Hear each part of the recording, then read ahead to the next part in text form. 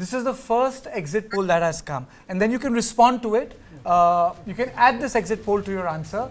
The exit poll matrice says BJP is 35 to 40 seats, Congress is 0 to 1, AAP is 30 to 37. This is the first exit poll that has come. BJP 35 to 40, Congress 0 to 1, and AAP 32 to 37. Mr. Reddy, you can continue with your response. You can answer what Nabila asked you. Yeah. Sure. So, Mr. Pandey was mentioning how important this election is for AAP. I think it's important for AAP. There's no discussion on the matter at all, but not because our leaders or Kejriwal is likely to go to jail.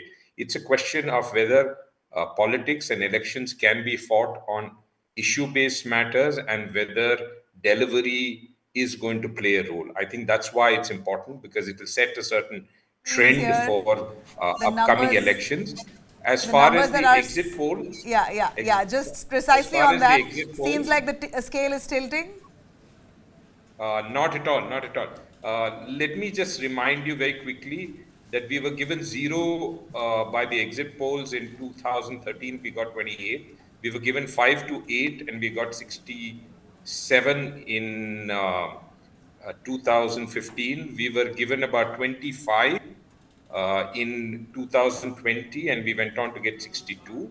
So I believe one of the spokesperson was also mentioning the lower income voters are not very... Prithvi, I'm really sorry. Sorry, this has happened when you were speaking. Now the C voter data has also come. Let's play out the C voter data. The C voter data is telling us that the Bharatiya Janata Party is getting 39 to 45 seats. This is JVC.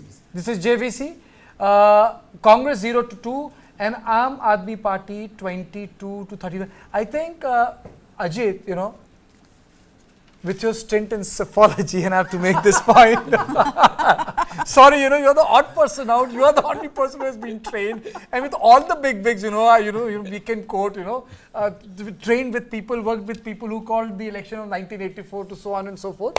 What do you make of these two data?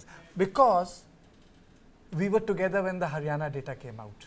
So with that little reality check, which all journalists underwent, what do you make of this data? Do you think that this big shift is happening? Well, let's stick to the data and let's assume for the sake of the debate that both the data are right. See, what is happening, the BJP in the last 28 years could not break out of the trap of 30, or sometimes people call it the trap of 32.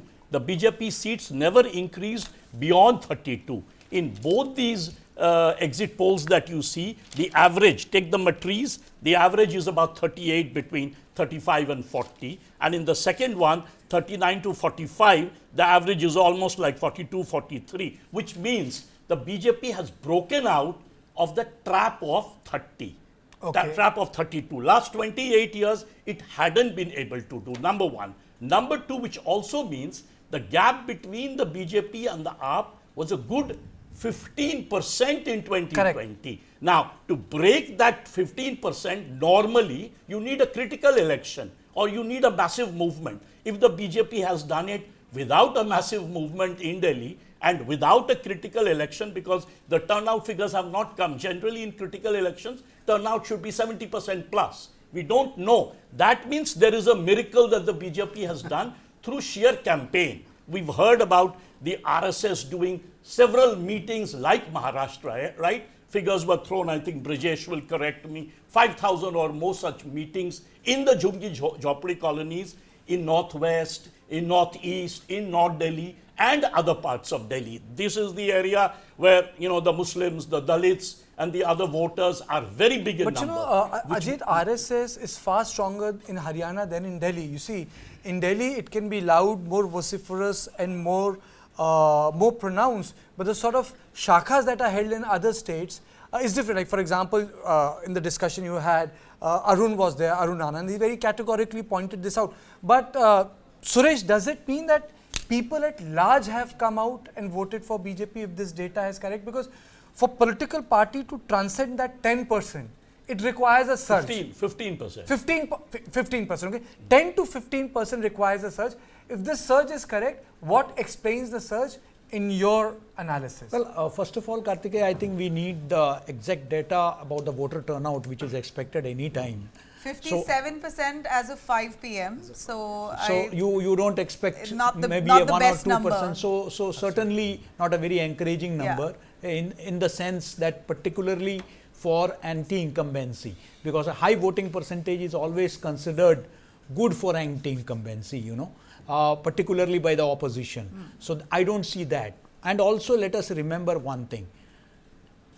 Both BJP and Aam Aadmi start with an advantageous position. BJP because it's a cadre-based party, so it has a cadre, whatever percentage it is.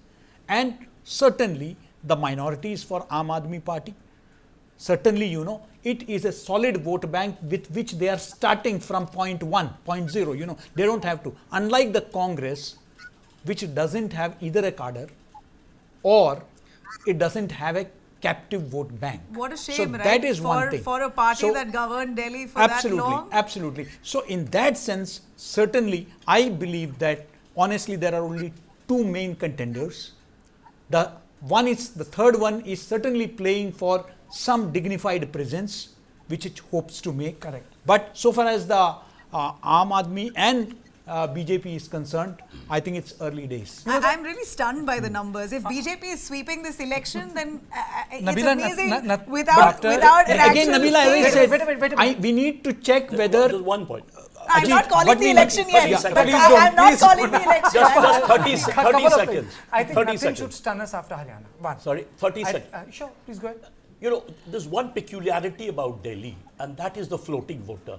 When we talk about, BJP winning Lok Sabha and AAP winning Vidhan Sabha, it's basically between 17 to 25% of the voters, they flip their vote. Now, it's possible that 17 to 25% last minute, if the exit poll is right, have flipped back to the BJP like the Lok Sabha.